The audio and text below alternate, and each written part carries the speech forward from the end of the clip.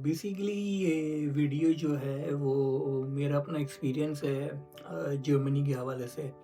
तो मैं जर्मनी गया था, सिटी था मेरा बॉन और यूनिवर्सिटी आप लोग को पता है अगर आप मेरा यूट्यूब चैनल ऑलरेडी देख रहे हो।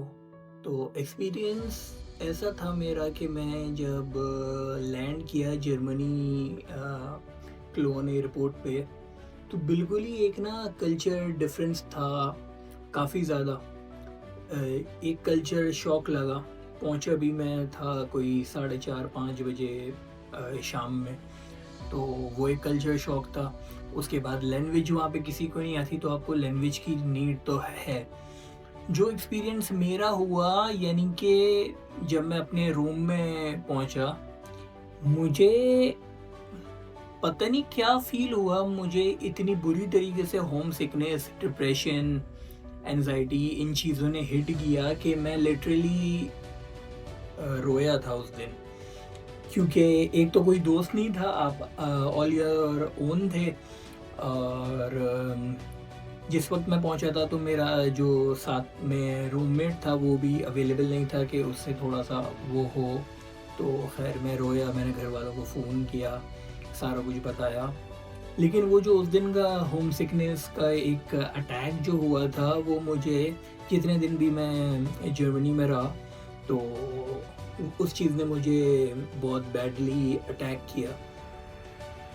मैं यूनिवर्सिटी वगैरह भी अपने गया।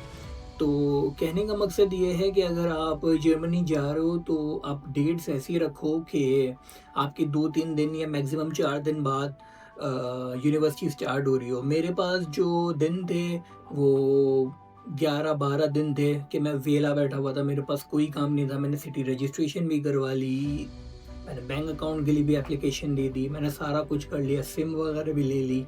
घर की जो एसेंशियल चीज़ें थी वो भी लेके आ गया, मैं वेला बैठा हूँ।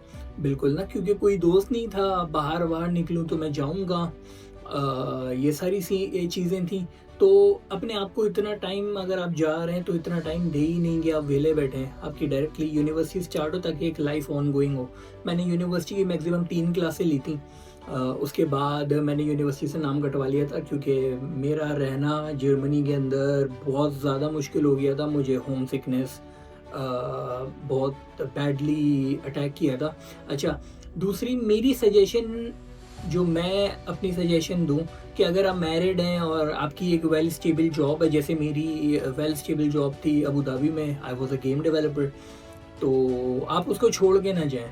ठीक है, आप अगर छुट्टी आपको मिल सकती है 1 महीने की, जाके आप चेक करके आ जाएँ, अगर सूट करता है तो वहीं पे शिफ्ट हो जाएँ वरना वापस आ जाएँ। मैंने गलती सबसे बड़ी ये की थी कि मैं सब कुछ छोड़-छाड़ के जो है चला गया था और मैं 17 दिन बाद जर्मनी से वापस आ गया।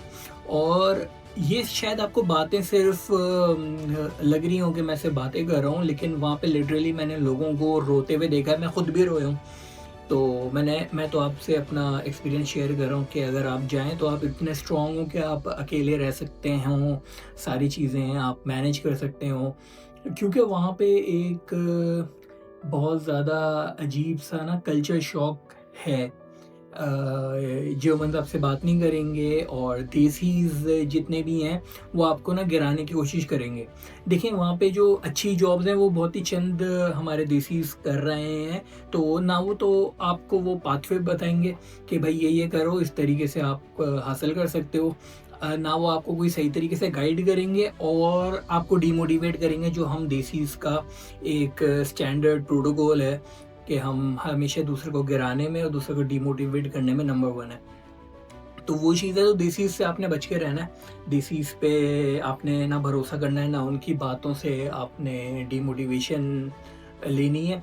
अपना बेस्ट दें। अगर आप एक वेल स्टेबल जॉब कर रहे हैं ऑलरेडी, तो मैं नहीं कहूँगा कि आप छोड़ के सारा कुछ जाएँ। अगर तो आप अकेले हैं, सिंगल हैं, आप पे इतनी डिपेंडेंसी नहीं है फैमिली की, तो आप ज़रूर जाने का फ़ैसला करें। आप जाएँ, लेकिन जाने से पहले अपना फुल होमवर्क कर लें।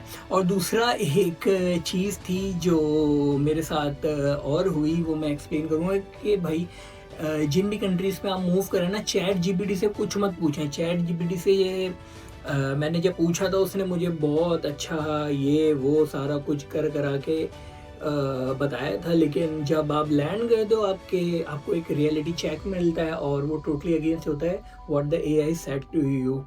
तो उस चीज़ से आपने बचना है, बचे रहना है। हलाल हराम का सबसे बड़ा मसला है, क्योंकि मैं बेसिकली यूएई से आया था, तो हम लोग का ये था कि यूएई में हर चीज़ ही हलाल है, आप कुछ भी लेके एनी टाइम खा सकते हो।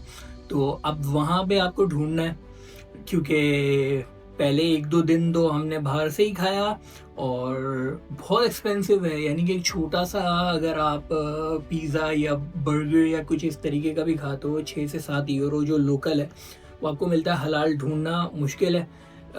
मिल जाता है, हाबनॉफ वगैरह पे मिल जाता है, लेकिन इट्स क्वाइट कॉस्टली। यानी कि अगर आप दिन में 3 टाइम या 2 टाइम खा रहे हो तो आपके 12 यूरो सीधे-सीधे बन गए।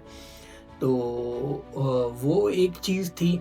खाना बनाना हम लोगों ने कभी सीखा नहीं, ना कभी ज़रूरत पड़ी, लेकिन जब बंदा वहाँ पे आता है, क्योंकि भूखे पेट में आपको 10 तरीके के ख़यालात आते हैं, तो इसलिए अगर जा रहे हैं तो थोड़ा-सा सीख वगैरह के जाएँ, ताकि आपको वहाँ पे जाके परेशानी ना हो। प्लस रूममेट से अच्छी बॉन्डिंग बना के रखें। मेरे जो रूममेट के अंदर भी ना थोड़ी-सी प्रॉब्लम थी। He was working in a very good field, लेकिन ना उसने मुझसे एक बॉन्ड बनाने की, फ्रेंडशिप बनाने की कोशिश की, ना मैंने उससे फ्रेंडशिप की, क्योंकि मैं होम सिकनेस से इतना ज़्यादा सताया हुआ था कि I mostly stayed in my room, या कभी वॉक वगैरह पे चला गया। और चीज़ों से ना मैं वहाँ पे बहुत तंग आ गया था। मैं चाह रहा था बस जल्दी ख़त्म हो और मैं जाऊँ। तो बस मैंने मैक्सिमम 17 दिन गुज़ारे। मैंने बैग पैक किया और मैं वापस आ गया। मैंने बोला जो होगा देखा जाएगा। It was the worst decision of my life.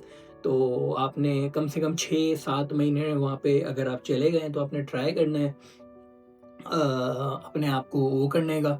लेकिन अगर आप बिल्कुल नहीं रह सकते तो आपने अच्छी तरीके से सोच समझ के ये फ़ैसला उठाना है कि आपकी आफ्टर मूविंग देयर लाइफ क्या होगी, अगर आप वापस आते हैं तो क्या लाइफ होगी, और अगर आप वेल स्टेबल जॉब कर रहे हैं तो बेसिकली अपने आप से आपने सवाल पूछे हैं कि आपने मूव क्यों होना है। मैं सिर्फ जर्मनी की बात नहीं कर रहा, कोई भी दूसरी country other than middle east, क्योंकि मिडिल ईस्ट में एक तो हमारी ज़बान सेम है, तो हम उस कल्चर में अडेप्ट हो जाते हैं। मगर जितने भी ये दूसरे कंट्रीज़ हैं जहाँ पे लैंग्वेज डिफरेंट है एंड हाईली रियलाई ऑन लैंग्वेज, तो वहाँ पे आपने अपने आप से सवाल करना कि मैं क्यों जा रहा हूँ। Whether it's passport, PR, safety security, अच्छा इंफ्रास्ट्रक्चर, वेदर, जो कुछ भी है, तो आपने अपने आप से ये सवाल पूछना, उसके बाद आपने स्टेप उठाना है। लेकिन अगर आप शादीशुदा हैं, बच्चे हैं, अच्छा आप ऑलरेडी कमा रहे हैं, सारा कुछ है, तो आपको ये स्टेप बहुत सोच समझ के उठाना चाहिए। क्योंकि वीज़ा कंसल्टेंट्स जो हैं आपको सिर्फ अच्छे ख्वाब दिखाते हैं। अच्छा, मैंने अपना प्रोसेस जो है पूरा खुद से किया था, कोई वीज़ा कंसल्टेंट इन्वॉल्व नहीं था उसमें। तो आप भी खुद से करें, बहुत आसान है। आप एआई का यूज़ करें, एआई आपको सारा कुछ बता देगा ए टू ज़ेड कि किस तरीके से अप्लाई करना है, क्या है। चीज़ों को आपने बस अपने रेडी रखना अगर आप मूव करना चाहते हैं। और दूसरा ये कि वहाँ पे किसी पे ना आपने ट्रस्ट नहीं करना, बिल्कुल भी किसी पे आपने ट्रस्ट नहीं करना। ट्रस्ट फैक्टर को अपने दूसरों के लिए बिल्कुल ज़ीरो कर दें। और दूसरी चीज़ जो एक और मैंने वहाँ पे नोट की कि अपने घर वालों से कम बात करनी है। जितना आप ज़्यादा से ज़्यादा बात करोगे, हमेशा आपको ये चीज़ ट्रिगर होगी, मैं घर से बहुत दूर हूँ, मैं घर से बहुत दूर हूँ, मैं घर से बहुत दूर हूँ। तो आपको हो सकता है होम सिकनेस या डिप्रेशन जो है वो हिट करे। अच्छा, ये जो होम सिकनेस और डिप्रेशन है ना, ये लाज़मी हिट करता है लोगों को, कभी 3 महीने बाद, कभी फ़ौरन, जैसे मुझे फ़ौरन हिट किया था। मैं दुबई में भी अकेला रहा हूँ, लेकिन जैसा कि मैंने आपको बताया कि ज़बान सेम है हमारी, तो हम कल्चर में अडेप्ट हो जाते हैं। वहाँ पे ये वाली चीज़ नहीं होती अगर आप कल्चर में अडेप्ट नहीं होते। और दूसरा ये कि जॉब्स का भी थोड़ा-सा ना सीन वहाँ पे ऑफ है। जर्मन ज़्यादातर जर्मन्स को ही ये रखते हैं। मैं इसको रेसिज़्म नहीं कहूँगा, लेकिन उनकी फ़र्स्ट प्रेफ़रेंस होती है कि कोई जर्मन बंदा मिल जाए इतना पढ़ा लिखा और जिसके अंदर ये सारी क्वालिटीज़ हों, तो वो उसको रख लें।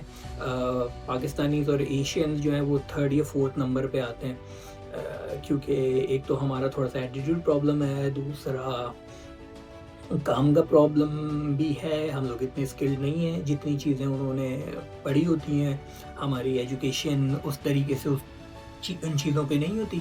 जैसे मेरी यूनिवर्सिटीज़ में जो स्टूडेंट्स थे वो कुछ बैचलर्स के भी थे जो कुछ सर्टेन कोर्सेज मास्टर्स के ले रहे थे।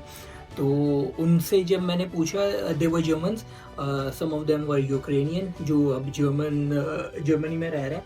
तो मैंने जब उनकी क्वालिफ़िकेशन, उनकी चीज़ें, उनके प्रोजेक्ट देखे, आई वाज़ स्टन्ड के यानी कि ये इतनी सी उम्र में इस लेवल की इन्होंने एजुकेशन हासिल कर लिया कि इन्होंने अपनी कस्टम चीज़ें लिखी हुई हैं और इतने प्रोफ़ेशनल लेवल पे काम कर रहे हैं। तो जब ये मास्टर्स करके जब ये इंडस्ट्री में जाएँगे तो यानी कि इनका क्या होगा? यही वजह है कि अच्छी बड़ी कंपनीज़ जो हैं वो एशियंस को इतना ज़्यादा हायर नहीं करती। हायरिंग होती है, बहुत ही मजबूर होते हैं तो वो हायर कर भी लेते हैं, या तो अपने एज़ एन एशियन बहुत ही ज़्यादा कुछ अच्छा पढ़ा हुआ, जो हमारे सर्टेन कुछ लोग हैं जिन्होंने बहुत अच्छा पढ़ा हुआ है, बहुत एक्सेप्शनल एबिलिटी है, तो वो हायर कर लेते हैं। तो कहने का मकसद है, before making any step think twice. अस्सलाम वालेकुम, जज़ाकल्लाह। अगर वीडियो आपके लिए किसी भी लिहाज से हेल्पफुल रही है या आपने कुछ भी सीखा है तो चैनल को लाइक कर दीजिएगा, सब्सक्राइब कर दीजिएगा। बेसिकली वीडियो को लाइक करिएगा और चैनल को सब्सक्राइब कर दें। अस्सलाम वालेकुम, जज़ाकल्लाह। अपनी दुआओं में याद रखिएगा। अस्सलाम वालेकुम।